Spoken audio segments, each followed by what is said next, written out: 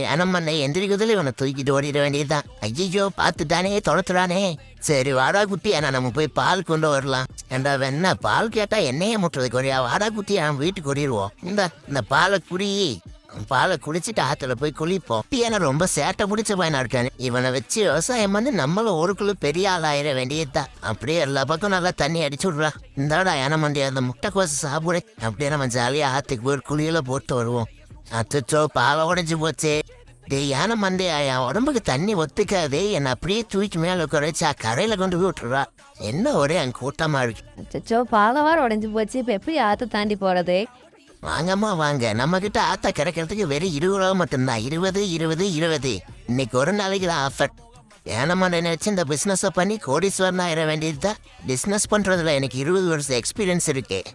Guys, video பிடிச்சிருந்தா like பண்ணிட்டு நம்ம சேனல் அப்படியே சப்ஸ்கிரைப் பண்ணிக்கோங்க. நெக்ஸ்ட் வீடியோவில் பார்க்கலாம்.